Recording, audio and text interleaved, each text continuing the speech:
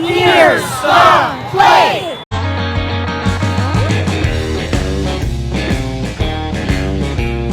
Hello, football fans. Ryan here. This has been Texas Week on the channel. Going forward, you'll be seeing more video of high school football from the great state of Texas. How frequently, I can't really say, but the Lone Star State is now officially in the mix.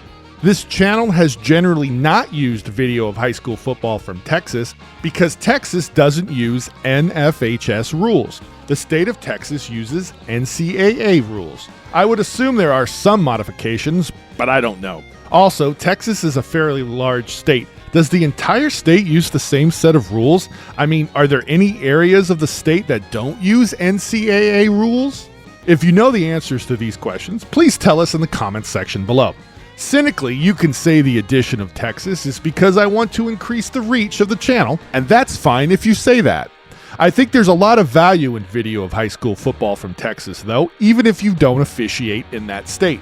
From what I've seen, the video quality, on average, is a little bit better, and the camera work, on average, has been a lot better, which I think is even more important. Hey, officials from Texas have sat through plays under NFHS rules for a long time, so I think it's only fitting we sit through some plays played with their rules. I must admit, my knowledge of NCAA rules comes from watching college football on television. I haven't done a deep dive into the NCAA rules book, mainly because I don't have one. Quite frankly, I have my hands full with the NFHS rules book. I think it will be helpful for NFHS officials to know some of the differences between the two rules sets. This will help NFHS officials when breaking down plays from Texas. Whether you're officiating high school football in my state of Washington, or in Texas, or anywhere in between, it's still kids playing football. And any video of kids playing football has the potential to help officials learn and grow. Earlier this week, a video was released containing a play from Texas where the defense blocked a scoring kick during the try and returned it for 2 points. This is a huge difference between the two rule sets. I'm not going to discuss that play here, but there is a link to the aforementioned video in the description below. Instead, let's start with a rule difference that may seem minor, but I think is actually quite significant. Free play. Free play here. Jimerson going deep.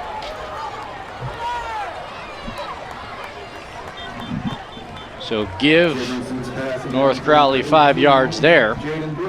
And head coach for Denton Geyer Riedheim not pleased with that because this defensive line is something that he's quite proud of. Under NFHS rules, encroachment kills the play. In other words, it's a throw and blow. In Texas, offsides does not kill the play, for the most part, so it's a throw and go. I think this is a huge difference as it allows the offense to have free plays. NFHS officials should be aware of this difference because if we have a play from Texas, say a play with a great hold or an interesting block in the back, but we see an encroachment on the front end, we know why officials let the play continue. Of course, if the player entering the neutral zone makes contact, the play is shut down. The two sides have that in common. A high IQ heads up offense. That's a great catch, and a receiver that's willing to block and engage like that just further adds to his resume, or what you want to see if you're scouting somebody like Quentin Gibson, which I'm sure a lot of schools are now. Yeah. Penalty on the extra point. Penalties decline. Extra point is good. This is a try, and the defense is using, as John Madden used to say, the old 4-4-4 defensive formation. In other words, the defense had 12 players on the field. It appears the officials knew this before the snap because they threw their flags immediately after the snap. Not only was the play allowed to transpire, but the penalty for 12 players on the field was declined. Under NFHS rules, this would have been an illegal participation foul. The penalty could have been carried over to the ensuing free kick. It's more likely, however, that an NFHS crew would have shut the play down before the snap and called a dead ball illegal substitution foul, which only has a 5-yard penalty. At least that's what we try to do. NFHS officials try to catch 12 or more players before the snap. If we know there are 12 or more players on the field, for either side, we shut everything down. Remember, it looked like the Dragons had a touchdown, but it was called back after a penalty. Brenda has time, throws one up for the end zone. It is incomplete. Or was it intercepted? It was intercepted, picked off by Trinity. A flag comes in late after the play. I believe it was Caleb Adam, the junior safety, who came away with the interception. We'll hang tight here, but you can watch here Renda throwing it downfield. He probably wants this one back going into seemingly almost double coverage, but he's looking for Knowles.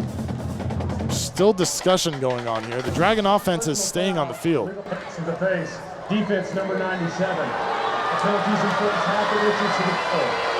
After the play was over, unsportsmanlike conduct, defense number 25 for spinning the ball.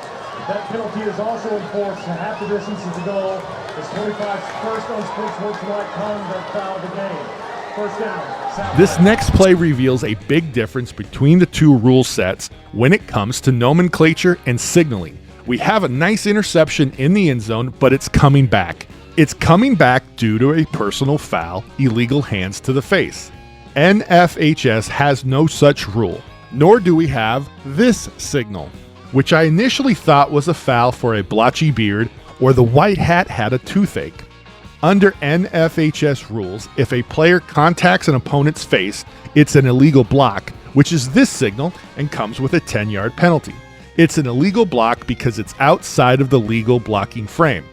I'll be honest, I've never called this foul, and I think the only time I've officiated a game when it was called was a youth game and the flag was thrown by a rookie official. I've also never seen one in the many hours of high school football video I've reviewed while finding plays for this channel. I'm interested to hear from NFHS officials if they've ever called the NFHS version of illegal hands to the face. Also, if illegal hands to the face was in the NFHS rules book, would it be called more frequently? While you're commenting on that, share your thoughts on the channel adding Texas to the fray. Do you think it's a good idea? Do you think it's a great idea? Do you think it's the best idea ever? Lastly, if anyone can tell me where I can get a Texas rules book online, I'd appreciate it. That way I can cite rules in future videos. Also, if anyone has an old physical rules book they want to part with, I'd appreciate that too. Of course, the channel would pay for shipping. I'm going to leave you with a defensive pass interference foul. The foul appears to have happened at the 2-yard line. Obviously, the entire country is in lockstep on DPI, but there is a difference in penalty enforcement. In the NFHS rules book, DPI always and only comes with a 15-yard penalty. In this case, due to where the ball was snapped, the penalty is half the distance to the goal line. And DPI does not come with an automatic first down. Check out how Texas enforces this DPI penalty. I'm sure NFHS officials will find it very interesting. At the 12, pass into the end zone, incomplete. Flag comes flying in as they were intending that pass to Zane Kaczynski. Eric Bowen was there providing the defense.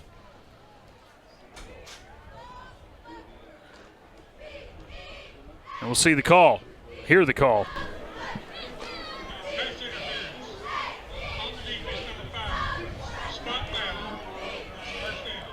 First penalty of the night for an offensive or defensive penalty, I should say. You're right, we haven't seen much penalties. Only the penalty belonged to Lovejoy on a kickoff. Right, and this is a spot foul, so this brings them to the 2. Might as well be the 1. Now it's your turn. Please share your wisdom, insights, and experiences in the comments section below. We have the best commenters in the business, so make sure you join the discussion. If you've enjoyed this video, and we hope you did, please like and subscribe. Thanks for watching, and we'll see you next time on Here's the Play.